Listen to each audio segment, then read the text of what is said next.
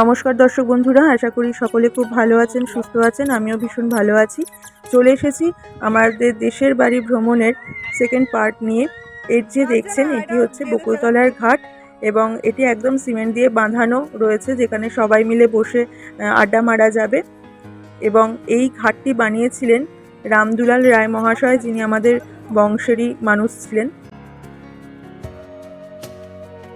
আর এই যে মন্দিরটি দেখছেন, এই মন্দিরটিকে বলা হয় গণেশ জননী মন্দির বা দুর্গা মন্দির। এখানে দুর্গা পুজোও হয় এবং গণেশ জননী পুজোও হয়।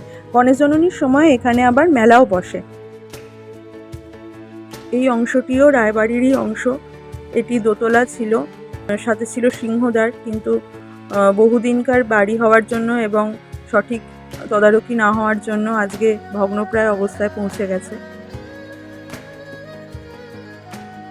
যাই হোক, আমরা আমাদের দেশের বাড়ি থেকে মহিন্দরের তারামায়ের মন্দিরে ঘুরতে আসি।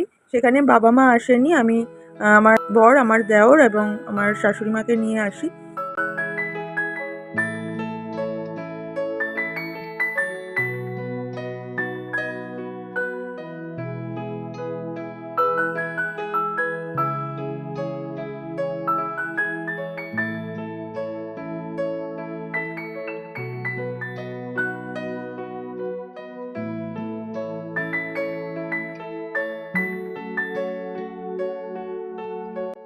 তো এই হচ্ছে তারামায়ের মন্দিরের পাশেই বাবা ভোলেনাথের মন্দির।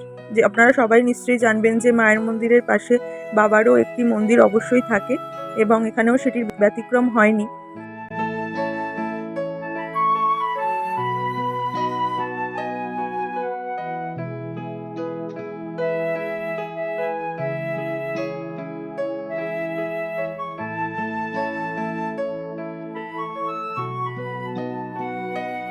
তো আমরা প্রথমে বাবার মন্দিরেই আসি, তখনও বাবার মন্দিরে ধোয়া মোছার কাজ চলছিল।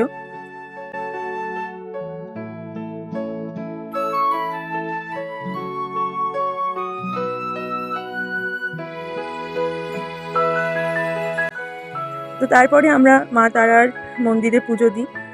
এই হচ্ছে মা তারার মায়ের প্রতিমা, আর এই হচ্ছে মায়ের ঘর।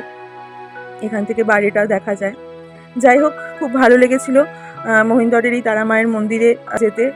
খুব শান্ত পরিবেশ এবং ফাঁকায় ফাঁকায় মায়ের সামনে বসে পুজো দিতে পেরেছি। ভিডিওটি ভালো লাগলে লাইক করে দেবেন এবং সাবস্ক্রাইব করে চ্যানেলটির পাশে থাকবেন, এই অনুরোধ রইল। আর ভিডিওটি কেমন লাগলো অবশ্যই কমেন্ট করে জানাবেন। ধন্যবাদ সকলকে। টাটা।